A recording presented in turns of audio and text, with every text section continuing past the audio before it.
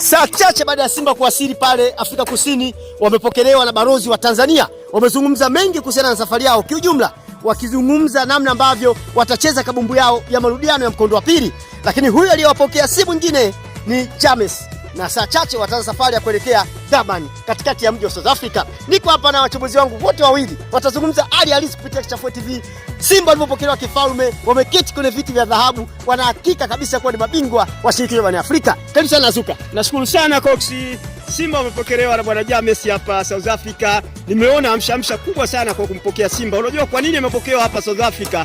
Kutokana na kandanda aliyoionyesha Tanzania pale, alicheza vizuri sana. Sasa na mtihani hapa South Africa, na si hivi punde atakwenda kupumzika kwenye hoteli na kujiandaa kwa haraka. Mapokezi ya watu wengi hapa South Africa yamebugikwa na furaha na shangwe kumuona Simba mnyama akitembea kwa miguu minne hapa South Africa. Pengine hali hii wewe unaionaje?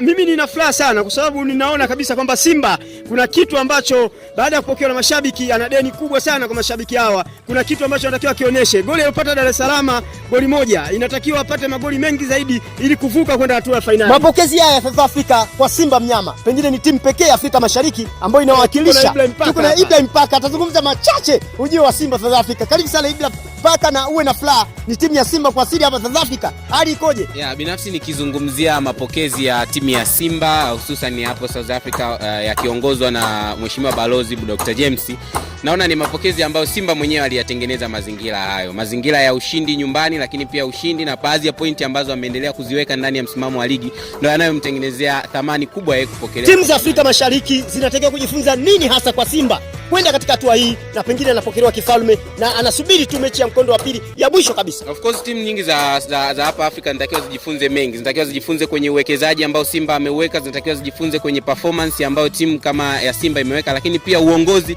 na vitu vingine. Ni vingi sana ambavyo Simba inatakiwa ifundishe hawa wengine. Asante sana. Huyu ni Shepaka akizungumza hali halisi ya Simba kuwasili hapa Durban, Afrika Kusini. Safari chache kuelekea katika uwanja ambao utacheza. Hii ni Kishafue TV, endelea kufuatilia.